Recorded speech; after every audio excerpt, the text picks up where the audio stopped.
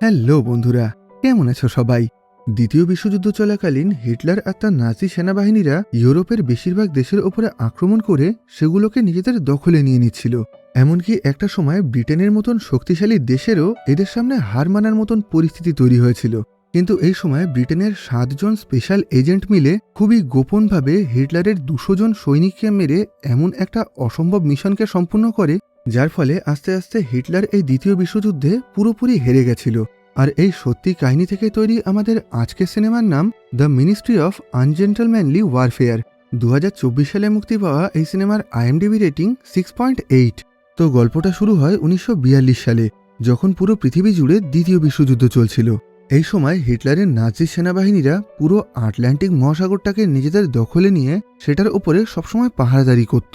এরকমভাবেই একদিন এই নাজি সেনাবাহিনীর জাহাজ সমুদ্রের মধ্যে একটা ছোট মাছ ধরার বোট দেখতে পায়। এখন ওই জাহাজ থেকে বেশ কিছু সৈনিক এই বোটে এসে তল্লাশি চালাতে শুরু করে। এই ছোট মাছ ধরার বোটের ক্যাপ্টেনের নাম ছিল গাস মার্চ ফিলিপস। এই বোটের মধ্যেই গাসের একজন সঙ্গী ছিল, যার নাম ছিল অ্যান্ডার্স লেসন।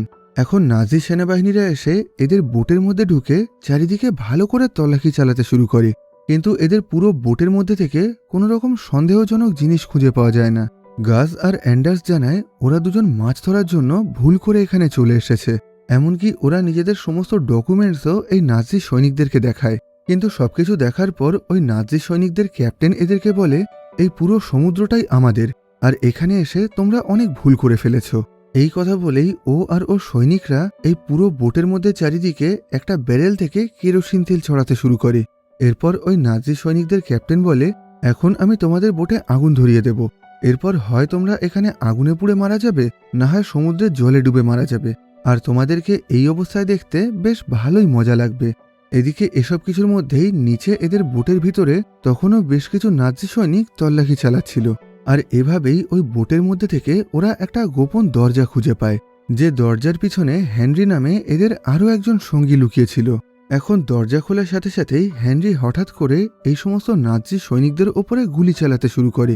এদিকে বোটের ওপর থেকে বাকি নাজি সৈনিকরা যখন এই গুলির আওয়াজ শুনতে পায়, তখন ওরা খুবই অবাক হয়ে যায়। কিন্তু এরা কিছু বুঝে ওঠার আগেই অ্যান্ডার্স আর গাজ মিলে হঠাৎ করেই এদের ওপরে হামলা করে এদের সবাইকে মেরে ফেলে। এদিকে এদের থেকে একটু দূরে দাঁড়িয়েই ওই নাজি সেনাবাহিনীর একটা বড় জাহাজ এদের ওপরে নজরদারি করছিল। এখন এই ঘটনাটা দেখার পর ওরা মিসাইলের সাহায্যে এদের ওপরে আক্রমণ করার চেষ্টা করে। এসব কিছুর মধ্যেই আমরা ফ্রেডি নামে এদের 4 নম্বর সঙ্গীকে দেখতে পাই, যে এখন সমুদ্রের জল থেকে ওপরে উঠে আসছে। ফ্রেডি এদেরকে বলে, আমি ওই জার্মান সৈনিকদের জাহাজে বোম লাগিয়ে দিয়ে এসেছি, আর কিছুক্ষণের মধ্যেই ওটা ফেটে যাবে। আর এই কথাটা বলার সাথে সাথেই একটা বিশাল বড় বোম বিস্ফোরণ ঘটে ওই পুরো জার্মান জাহাজটা পুরোপুরি ধ্বংস হয়ে যায়। আসলে এখন এরা 4 জন ব্রিটেনের হয়ে একটা বিশেষ মিশনের জন্য যাচ্ছিল। আর এরপর আমাদেরকে এখান থেকে 25 দিন আগের একটা ঘটনা দেখানো হয়, যেখান থেকে এদের এই মিশনটা শুরু হয়েছিল। এখানেই আমরা সেই সময়ের ব্রিটেনের প্রেসিডেন্ট উইনস্টন চার্চিলকে দেখতে পাই। দেখা যায় সেই সময় প্রেসিডেন্ট 2জন বড় আর্মি অফিসারের সঙ্গে একটা মিটিং করছিলেন। আসলে এই সময় হিটলার আর তার সেনাবাহিনীরা ইউরোপের বেশিরভাগ দেশের উপরে আক্রমণ করে সেগুলোকে নিজেদের দখলে নিয়ে নিয়েছিল। আর এখন ওরা বাকি সমস্ত দেশকে হারিয়ে আস্তে আস্তে ব্রিটেনের উপরে হামলা করার জন্য এগিয়ে আসছিল। কিন্তু ব্রিটেনের একার পক্ষে শক্তিশালী জার্মান সেনাবাহিনী আর তাদের আধুনিক হাতিয়ারের বিরুদ্ধে লড়াই করা কোনোভাবেই সম্ভব ছিল না। সেজন্য ব্রিটেন এই লড়াইতে আমেরিকার কাছে সাহায্য চায়। কিন্তু সেই সময় পুরো আটলান্টিক মহাসাগর জুড়েই জার্মানির বেশ কিছু শক্তিশালী আর আধুনিক সাবমেরিন পাহারাদারি করত। এই ছোট ছোট সাবমেরিনগুলোকে বলা হতো ইউবোট। আর যতদিন আটলান্টিক মহাসাগরে জার্মানির এই ইউবোট ঘোরাঘুরি করবে, ততদিন অবধি আমেরিকা এদেরকে সাহায্য করার জন্য এখানে আসতে পারবে না। তাই সবার আগে এদেরকে জার্মানির ওই ইউবোটগুলোকে ধ্বংস করতে হবে। কিন্তু সমস্যা হলো ওই ইউবোটগুলো সমুদ্রের গভীরে কোন সময় কোন জায়গায় লুকিয়ে থাকে সেই ব্যাপারে এরা কিছুই জানে না। কিন্তু এরা খোঁজ নিয়ে জানতে পারে জার্মান সৈনিকের 3টে বড় বড় জাহাজের সাহায্যে ওই ইউবোট নামক সাবমেরিনগুলোতে খাবার দাবার, জল, অস্ত্র আর ওদের সমস্ত প্রয়োজনীয় জিনিসপত্র সাপ্লাই করা হয়। এখন এরা যদি কোনোভাবে ওই 3টে জাহাজকে ধ্বংস করে ফেলতে পারে, তাহলে জার্মান সৈনিকদের কাছে ওই ইউবোটগুলোতে প্রয়োজনীয় জিনিস পাঠানোর আর কোনো উপায় থাকবে না, যার ফলে তখন ওই সাবমেরিনগুলো পুরোপুরি অকেজো হয়ে যাবে। কিন্তু সমস্যা হলো বর্তমানে ওই 3টে জাহাজকে ফার্নান্দো পো নামে ইউরোপের একটা ছোট্ট দ্বীপে রাখা আছে। আর ওই দ্বীপটা এখনও এই বিশ্বযুদ্ধে অংশগ্রহণ করেনি। তাই এই অবস্থায় ব্রিটিশ সেনাবাহিনী কোনোভাবেই সরাসরি ওই দ্বীপে গিয়ে ওই জাহাজগুলোর ওপরে হামলা করতে পারবে না। এদেরকে এই কাজটা পুরো পৃথিবীর কাছ থেকে লুকিয়ে লুকিয়ে একদম গোপনভাবে করতে হবে। আর এখন এই মিশনের জন্য ওরা গাজ মার্চ ফিলিপসকে বেছে নেয়। গাজ একটা সময় ব্রিটিশ সেনাবাহিনীর একজন বড় অফিসার ছিল, কিন্তু ও সেনাবাহিনীর কোনো আদেশ না মেনে নিজের ইচ্ছা মতন কাজ করত, আর সেজন্যই ওকে বেশ কিছু বছরের জন্য জেলে পাঠিয়ে দেওয়া হয়েছিল। কিন্তু এখন এই বিশেষ মিশনের জন্য ওকে তাড়াতাড়ি করে জেল থেকে বের করে আনা হয়। এরপর গাজকে ওই মিশন সম্পর্কে সবকিছু ভালো করে বুঝিয়ে বলা হয়। এই মিটিংয়েই মার্জারি নামের একটা মেয়ে আর হিরান নামের একটা লোক ছিল, আর এরা দুজনও গাজকে ওর এই মিশনে সাহায্য করবে। হিরান বিগত বহু বছর ধরে ফার্নান্দো পো নামের ওই দ্বীপে নিজের একটা বড় ক্যাসিনোর ব্যবসা চালাচ্ছে, আর এখন ও ওই দ্বীপের সমস্ত স্থানীয় লোকজন আর ওখানকার সেনাবাহিনীর সাথে খুব ভালো বন্ধুত্ব করে নিয়েছে, যার ফলে এখন হিরান লুকিয়ে লুকিয়ে ওই দ্বীপে থাকা সমস্ত জাহাজগুলো সম্পর্কে এদেরকে সমস্ত রকম গোপন তথ্য পাঠাতে পারবে। অন্যদিকে মার্জরি একজন সোনার ব্যবসায়ী সেজে ওই দ্বীপে গিয়ে ওখানকার সেনাবাহিনীর কমান্ডিং অফিসারের সঙ্গে ভালো করে বন্ধুত্ব করে নেবে, আর তারপর ওদের কাছ থেকে সমস্ত গোপন ইনফরমেশন বের করে সেগুলো গাজকে জানাবে। এখন সবকিছু শোনার পর গাজ বলে, ঠিক আছে, আমি এই মিশনে কাজ করার জন্য রাজি আছি, কিন্তু এর জন্য আমার নিজের পছন্দ মতন বেশ কিছু লোকের প্রয়োজন। সবার প্রথমে ও হেনরি হেজ নামের এই ছেলেটার নাম করে। এই ছেলেটা যে কোনো ধরনের জাহাজ বা নৌকা খুব ভালোভাবে চালাতে পারে, আর ওর সমুদ্র সম্পর্কে খুব ভালো ধারণা আছে। আর তাছাড়া এই ছেলেটার দাদাকে জার্মান সৈনিকরা মেরে ফেলেছিল, তাই এখন ও যেভাবেই হোক জার্মানদেরকে মেরে নিজের দাদার মৃত্যুর বদলা নিতে চায়।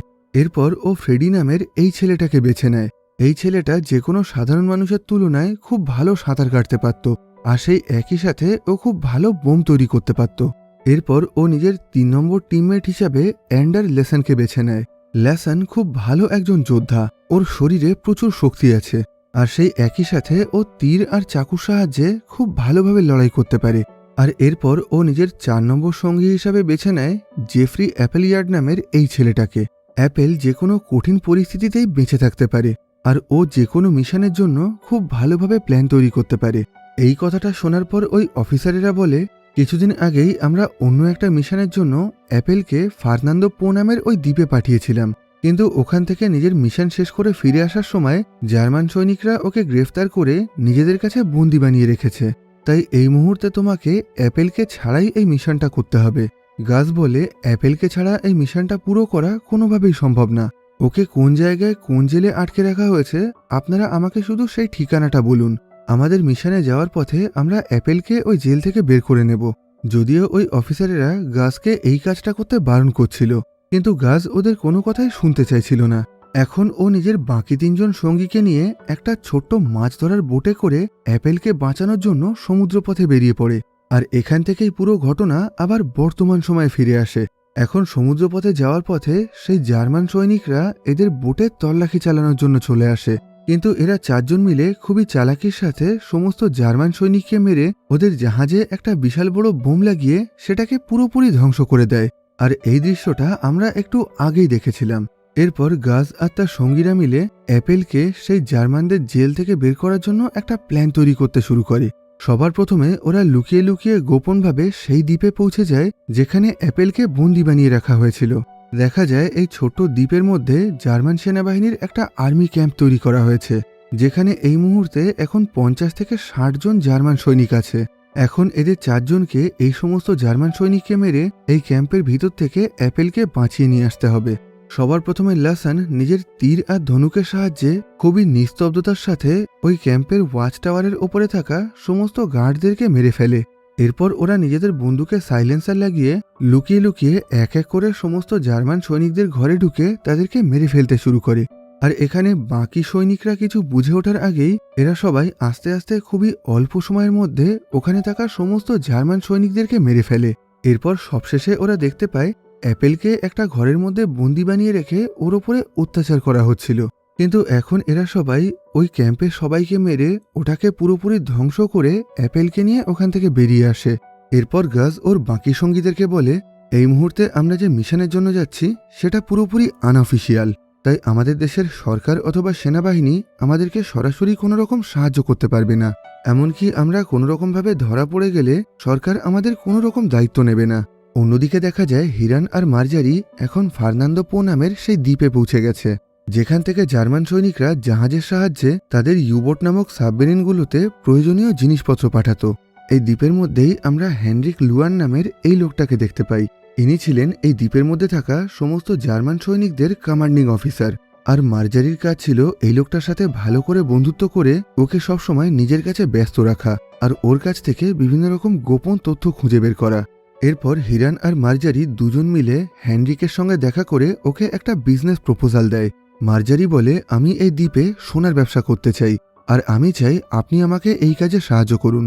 এর জন্য আমি আপনাকে আমার লাভের থেকে একটা ভালো টাকার কমিশন দেব। এখানে মার্জারিকে দেখে হেনরিকের এতটাই ভালো লেগে যায় যে ও সঙ্গে সঙ্গে ওর এই প্রস্তাবে রাজি হয়ে যায়। আর এইভাবেই আস্তে আস্তে আগামী কিছুদিনের মধ্যেই ওদের দুজনের মধ্যে খুব ভালো একটা বন্ধুত্ব হয়ে যায়। অন্যদিকে হিরানও নিজের মতন করে এই সমস্ত জার্মান সৈনিকদের সম্পর্কে খোঁজ খবর করতে শুরু করে।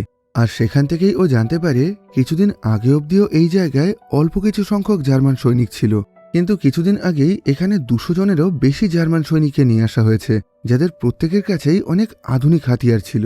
এরপর মার্জারি আর হিরান মিলে খুবই গোপনভাবে মর্স কোডের সাহায্যে এই সমস্ত ইনফরমেশনগুলোকে ওদের হেডকোয়ার্টারে পৌঁছে দেয়, যেখান থেকে এই খবরগুলো সরাসরি গাজ আর তার সঙ্গীদেরকে জানিয়ে দেওয়া হয়। কিন্তু এখন সমস্যা হলো এতগুলো জার্মান সৈনিক আর তাদের আধুনিক হাতিয়ারের সঙ্গে গাজ আর তার বাকি 4 জন সঙ্গীর পক্ষে বেশিক্ষণ লড়াই করা কোনোভাবেই সম্ভব না।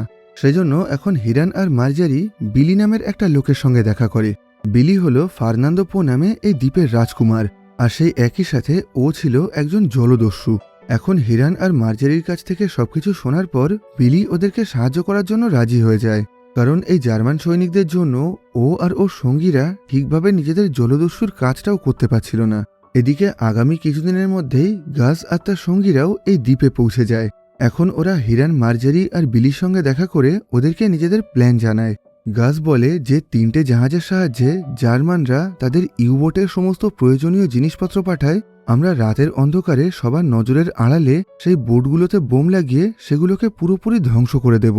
যেটা শুনে বিলি বলে, কিন্তু এই কাজটা করা একদমই অসম্ভব, কারণ প্রতিটা মুহূর্তেই জার্মান সৈনিকরা ওই জাহাজগুলোর ওপরে নজরদারি করে, আর তাছাড়া রাতের বেলায় বন্দর থেকে ওই জাহাজগুলোর ওপরে আলো দিয়ে রাখা হয়, তাই তোমরা কিছু করার আগেই জার্মান সৈনিকদের কাছে ধরা পড়ে যাবে। যেটা শুনে গাজ বলে, যে রাতে আমরা এই কাজটা করব সেই রাতে হিরান ওর পাবে একটা বিশাল বড় পার্টির আয়োজন করবে, যেখানে সমস্ত জার্মান সৈনিককে ইনভাইট করা হবে। আর সমস্ত জার্মান সৈনিকরা যখন ওই পার্টিতে ব্যস্ত থাকবে তখন হিরান লুকিয়ে লুকিয়ে ওই বন্দরে থাকা লাইট হাউসে বোম লাগিয়ে দেবে, যার ফলে পুরো বন্দর আর তার আশেপাশের এলাকায় অন্ধকার হয়ে যাবে। আর সেই সুযোগেই আমরা লুকিয়ে লুকিয়ে ওই জাহাজগুলোয় বোম লাগিয়ে ওখান থেকে পালিয়ে আসব। এখন সবকিছু শোনার পর বিলি বলে, ঠিক আছে, তোমাদেরকে এই কাজে সাহায্য করার জন্য আমি আমার 12 জন দক্ষ মানুষকে পাঠাবো, আর সেই একই সাথে আমি তোমাদেরকে অনেক আধুনিক আর শক্তিশালী অস্ত্রও দেব। এরপর প্ল্যান মতন দ্বীপে ফেরার সাথে সাথেই হিরান লুকিয়ে লুকিয়ে ওই লাইট হাউসের মধ্যে একটা টাইম বোম লাগিয়ে দেয়, কিন্তু এই কাজটা করার সময় 3 জন জার্মান সৈনিক ওকে দেখতে পায়। এখন ওই জার্মান সৈনিকরা কিছু বুঝে ওঠার আগেই হিরান হঠাৎ করে ওদের 3 জনকেই গুলি করে মেরে ফেলে। এরপর সন্ধেবেলায় ও সমস্ত জার্মান সৈনিকদের উদ্দেশ্যে একটা বিশাল বড় পার্টির আয়োজন করে, যেখানে ওই বন্দরের বেশিরভাগ সৈনিকরাই এসেছিল। দেখা যায় মার্জারি আর হেনরিকও একসাথে এই পার্টিতে এসেছে। এখানে মার্জারির কাজ ছিল এই পার্টি চলাকালীন পুরো সময়ের জন্য হেনরিককে নিজের কাছে ব্যস্ত রাখা। এখন এই পার্টির মধ্যেই হেনরিক অন্য একজন জার্মান সৈনিকের সঙ্গে গল্প করছিল, আর ওদের দুজনের কথা শুনে মার্জারি জানতে পারে গাজ আর তার সঙ্গীরা যে 3টে জাহাজকে বোম দিয়ে ডোবাতে চাইছে তাদের মধ্যে সবচেয়ে বড় জাহাজটাকে বেশ কিছু লোহা আর স্টিল দিয়ে আপগ্রেড করা হয়েছে, আর এখন সেটাকে কোনো রকম বোম অথবা মিসাইলের সাহায্যে ধ্বংস করা সম্ভব না। এক কথায় বলতে গেলে এখন এই জাহাজটাকে আর কোনোভাবেই ডুবানো যাবে না। যে খবরটা জানার পর মার্জারি খুবই চিন্তায় পড়ে যায়। এখন ও তাড়াতাড়ি করে হিরানকে এই খবরটা জানিয়ে দেয়, আর ওকে বলে, এখন তুমি যত তাড়াতাড়ি সম্ভব গাজ আর তার সঙ্গীদেরকে এই খবরটা জানিয়ে দাও, আর আজকের মতন ওদেরকে এই মিশনটা ক্যান্সেল করতে বলো। যেটা শুনে এখন হিরান তাড়াতাড়ি করে গাজকে এই খবরটা জানানোর জন্য ওই পার্টি থেকে বেরিয়ে পড়ে, কিন্তু ও কিছু করে ওঠার আগেই লাইট হাউসে লাগানো সেই টাইম বোমটা ফেটে যায়। যার ফলে সেটা ধ্বংস হয়ে গিয়ে চারিদিকের পুরো পরিবেশটা অন্ধকার হয়ে যায়। এখন প্ল্যান মতন গাজ আর তার সঙ্গীরা ওই জাহাজগুলোর দিকে এগিয়ে আসছিল, কিন্তু তখনই দূরের থেকে হিরেন একটা টর্চ লাইটের সাহায্যে এদেরকে থেমে যাওয়া সিগন্যাল দেয়, আর তারপর ও একটা ওয়াকিটকির সাহায্যে এদেরকে সমস্ত ঘটনা খুলে জানায়। অন্যদিকে দেখা যায় ব্রিটিশ সেনাবাহিনীর বেশ কিছু বড় অফিসাররা এই মিশন সম্পর্কে জানতে পেরেছে। সেজন্য এখন ওনারা সরাসরি হেডকোয়ার্টার থেকে গাজের সঙ্গে যোগাযোগ করে ওকে আর ওর সঙ্গীদেরকে এই মিশনটা বন্ধ করতে বলে। ওই অফিসার বলেন, গাজ আর তার সঙ্গীরা যদি এই মিশনটা বন্ধ না করে তাহলে পরবর্তীকালে দেশে ফেরার পর ওদের সবাইকে সারা জীবনের জন্য জেলে বন্দি করে রাখা হবে। কিন্তু গাজ আর তার সঙ্গীরা কোনোভাবেই এই মিশনটা বন্ধ করতে চাইছিল না। সেজন্য ওরা খারাপ সিগন্যালের অজুহাত দিয়ে হেডকোয়ার্টারের সঙ্গে যোগাযোগ পুরোপুরি বন্ধ করে দেয়। এরপর গাজ আর ওর সঙ্গীরা ওই জাহাজগুলোকে নষ্ট করার জন্য একটা নতুন প্ল্যান তৈরি করতে শুরু করে। আর একটু ভাবনা চিন্তা করার পর অ্যাপেলের মাথায় একটা ভালো আইডিয়া আসে। ও বলে, আমরা যদি ওই বড় জাহাজটাকে ডোবাতে না পারি তাহলে আমরা ওই জাহাজটাকে চুরি করে নেব, আর তারপর সেটাকে আস্তে আস্তে ইন্টারন্যাশনাল বর্ডারে নিয়ে এসে আমাদের দেশের সেনাবাহিনীর কাছে দিয়ে দেব। আর এই চুরি করার আগে আমরা ওদের বাকি সমস্ত জাহাজ আর স্পিড বোটে বোম লাগিয়ে সেগুলোকে পুরোপুরি ধ্বংস করে দেব, যাতে ওরা কোনোভাবেই আমাদের পিছনে এসে আমাদেরকে ধরতে না পারে। এখন এই প্ল্যানটা শোনার সাথে সাথেই বাকি সবাই এটাতে রাজি হয়ে যায়। এরপর গাজ আর তার সঙ্গীরা লুকিয়ে লুকিয়ে বন্দরে চলে আসে, আর সেখানে ওরা প্রত্যেকে আলাদা আলাদা হয়ে নিজেদের কাজ করতে শুরু করে। সবার প্রথমে ওরা ওই বন্দরে পাহারায় থাকা বেশ কিছু জার্মান সৈনিককে মেরে ফেলে। তারপর ওদের মধ্যে থেকে বেশ কিছু জন ওই বন্দরে থাকা সমস্ত জাহাজ, স্পিড বোট আর ওদের অয়েল ট্যাঙ্কারে বোম লাগিয়ে দেয়। অন্যদিকে বেশ কিছু লোকজন জাহাজের ভিতরে ঢুকে সেখানে থাকা বাকি সৈনিকদেরকে মারতে শুরু করে। এদিকে মার্জারি ওই পার্টির মধ্যে গান করে হেনরিক আর বাকি সবাইকে ব্যস্ত রাখার চেষ্টা করছিল, কিন্তু এই গান করতে করতে ও ভুল করে একটা ইহুদি শব্দ উচ্চারণ করে ফেলে, যেটা শোনার পর হেনরিকের ওর উপরে খুবই সন্দেহ হয়। ও খুব ভালোভাবেই বুঝতে পারে মার্জারি একজন ইহুদি, আর জার্মানরা ইহুদিদেরকে একদমই পছন্দ করত না। সেজন্য পার্টি শেষ হওয়ার পর হেনরিক মার্জারির ওপরে অত্যাচার করার জন্য ওকে নিজের সাথে করে নিজের ঘরে নিয়ে আসে। অন্যদিকে দেখা যায় গাজ আর ওর সঙ্গীরা ওই বন্দর আর ওই জাহাজের মধ্যে থাকা সমস্ত সৈনিকদেরকে মেরে আশেপাশের সমস্ত জায়গায় বোম লাগিয়ে দিয়েছে। আর তারপর ওই বড় জাহাজটাকে নিজেদের বোটের সাথে বেঁধে সেটাকে টানতে টানতে সমুদ্রের গভীরে এগিয়ে যেতে শুরু করে। এর কিছুক্ষণের মধ্যেই বন্দরের চারিদিকে লাগানো ওদের সেই সমস্ত বোমগুলো ফাটতে শুরু করে। এর ফলে ওদের সেই তেলের ট্যাঙ্কারেও একটা বিশাল বড় বিস্ফোরণ ঘটে। এখন এই আওয়াজ শোনার পর হেনরিক আর বাকি সমস্ত সৈনিকরা বাইরে বেরিয়ে আসে, আর বাইরে বেরোনোর পর চারিদিকের এই দৃশ্য দেখে এরা প্রত্যেকেই খুবই অবাক হয়ে যায়। তখনই ওরা লক্ষ্য করে কেউ ওদের বড় জাহাজটাকে একটা ছোট্ট বোটের সাহায্যে টানতে টানতে চুরি করে নিয়ে যাচ্ছে, যেটা দেখে এখন জার্মান সৈনিকরা ওদের কাছে থাকা বোম, বন্দুক আর মিসাইলের সাহায্যে গাজ আর তার সঙ্গীদের ওপরে হামলা করার চেষ্টা করে। এদিকে এরাও জার্মানদের ওপরে পাল্টা আক্রমণ করতে থাকে। এইভাবে আস্তে আস্তে কিছুক্ষণের মধ্যেই ওরা সবাই ওই বন্দর থেকে অনেকটা দূরে চলে আসে, যার ফলে এখন জার্মান সৈনিকরা আর কোনোভাবেই ওদের ওপরে আক্রমণ করতে পারছিল না, আর এখন ওদেরকে ধরাও আর কোনোভাবে সম্ভব ছিল না। এখন এই ঘটনায় বেশ কিছু জার্মান অফিসার হেনরিকের ওপরে খুবই রেগে গিয়ে ওকে উল্টোপাল্টা কথা বলতে শুরু করে, কিন্তু ওদের কথা শুনে হেনরিক হঠাৎ করেই প্রচণ্ড রেগে গিয়ে ওদেরকে গুলি করে মেরে ফেলে। আর তারপর ও প্রচণ্ড রেগে গিয়ে মার্জারির কাছে গিয়ে বলে, তুমি যে কাজটা করেছো তার জন্য আমি তোমাকে খুবই কঠিন শাস্তি দেব। কিন্তু ও কিছু করে ওঠার আগেই মার্জারি নিজের কাছে থাকা একটা গোপন বন্দুকের সাহায্যে খুবই চালাকির সাথে হেনরিকের মাথায় গুলি করে ওকে মেরে ফেলে। এখন বাকি জার্মান সৈনিকরা মার্জারির কোনো রকম ক্ষতি করার আগেই ওখানে হিরেন চলে আসে, আর ও সবার নজরের আড়াল থেকে মার্জারিকে নিয়ে চুপচাপ ওখান থেকে পালিয়ে আসে। এদিকে দেখা যায় গাজ একটা বোট নিয়ে বন্দর থেকে কিছুটা দূরেই হিরান আর মার্জারির জন্য অপেক্ষা করছিল।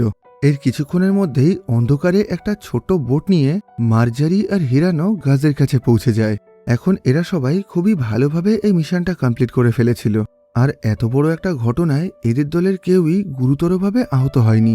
এর পরের দিন সকালে এরা সবাই ওই জাহাজটাকে নিয়ে ব্রিটিশ সেনাবাহিনীর কাছে দিয়ে দেয়, কিন্তু যেহেতু এই মিশনটা পুরোপুরি আনঅফিসিয়াল ছিল, আর তাছাড়া যেহেতু আগের রাতে আর্মির অফিসারেরা বারণ করা সত্ত্বেও গাজ আর তার সঙ্গীরা ওনাদের অর্ডার অমান্য করে এই মিশনে অংশগ্রহণ করেছিল, সেজন্য এখন এদের সবাইকে গ্রেফতার করে ইংল্যান্ডের একটা জেলে বন্দি করে রাখা হয়।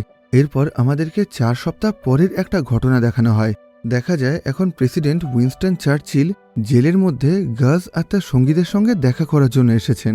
উনি বলেন, তোমরা তোমাদের ওপরের অফিসারের আদেশ অমান্য করে যে কাজটা করেছো তার জন্য আমাদের দেশের সমস্ত সেনাবাহিনী আর নৌবাহিনীর লোকজন তোমাদেরকে শাস্তি দিতে চাইছিল, কিন্তু অন্যদিকে আজকে তোমাদের জন্যই আমেরিকান সৈনিকরা আমাদেরকে সাহায্য করার জন্য আটলান্টিক মহাসাগর পার করে আমাদের দেশে চলে এসেছে। আর এখন ওদের সাহায্য নিয়ে আমরা খুব সহজেই হিটলার আর তার সেনাবাহিনীকে হারাতে পারবো। আর যেহেতু তোমরা নিজেদের জীবনের পরোয়া না করে দেশের জন্য এত বড় একটা কাজ করেছো, তাই এখন তোমাদেরকে এই জেল থেকে ছেড়ে দেওয়া হবে। আর আজকের পর থেকে তোমরা সরাসরি আমার হয়ে কাজ করবে। এরপর ওদের হ্যান্ডকাফ খুলে ওদেরকে অনেক ভালো ভালো খাবার খেতে দেওয়া হয়। আর এখানেই এই সিনেমার গল্পটা শেষ হয়।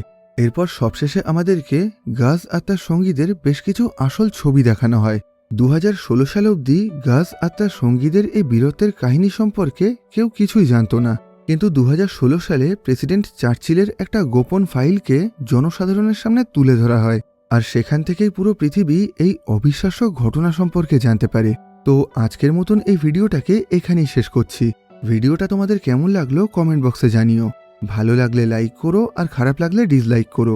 আবার দেখা হবে পরবর্তী ভিডিওতে।